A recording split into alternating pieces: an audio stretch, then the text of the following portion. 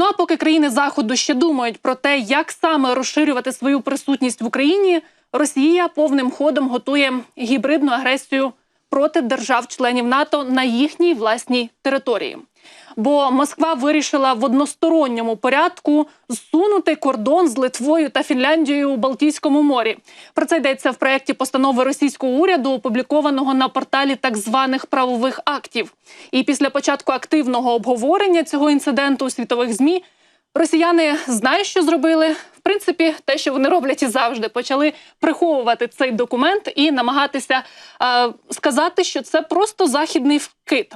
А що ж містилося у цьому документі? Згідно з цим російським папірцем, Росія збиралася, чи то навіть ще досі збирається, оголосити своїми внутрішніми морськими водами частину акваторії на сході Фінської затоки, а також поблизу міст Балтійськ і Зеленоградськ у Калінінградській області.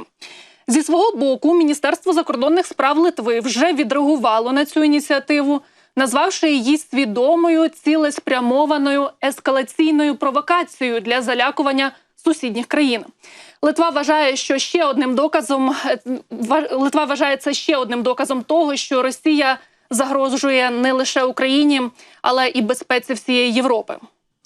Міністр закордонних справ Фінляндії Ліна Валтонен зазначає, що її відомство уточнює деталі, про які повідомили ЗМІ. За її словами, Конвенція ООН з морського права містить положення про визначення морських зон прибережних держав, зокрема їхній перегляд. Ну і крім цього, за оцінкою головнокомандувача Збройних сил Швеції Мікаеля Бюдена, Путін поклав не те що око, а обидва своїх ока на шведський острів Готланд. І ще раз, Швеція – член НАТО. Ну а для чого це потрібно? Для того, щоб також контролювати Балтійське море. В цьому ж контексті його цікавлять і Аландські острови. Це автономія у складі Фінляндії, населена фінськими шведами. І вона має особливий демілітаризований і мономовний статус. Ну, росіяни ж дуже завжди мріють про демілітаризацію. Саме тому вони хочуть захопити демілітаризований острів і зробити його мілітаризованим. Ну і все це означало б що? Ще один потенційний фронт, який проглядається, чи міг би проглядатися у цій війні.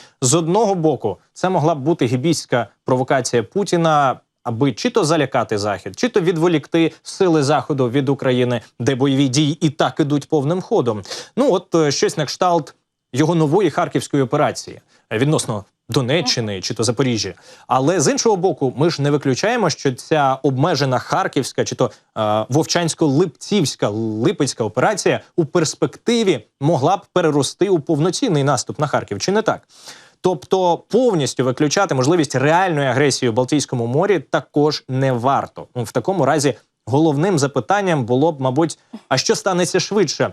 Це Захід дожене Путіна в Україні, чи то навіть у Росії, дозволивши бити по його території своєю зброєю, чи навпаки, вони на Заході затягнуть усі ці рішення настільки, що Путін і в Україні досягатиме успіхів, не дай Боже, і ще й безпосередньо проти країн НАТО розпочне гібридну агресію.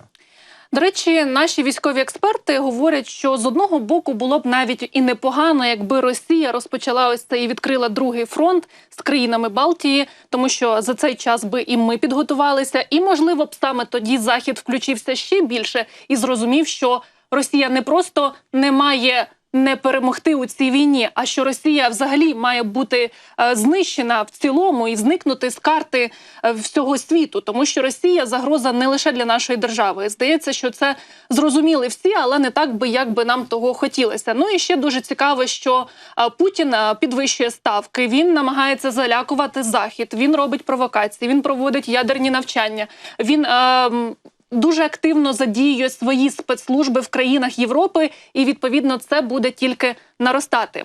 Тож я закликаю усіх наших партнерів, усіх, хто дивиться наш ефір і сидить за кордоном, обов'язково про це говорити, виходити на вулиці і кричати, що Росія вбиває зараз не лише українців, тому що далі може бути тільки гірше.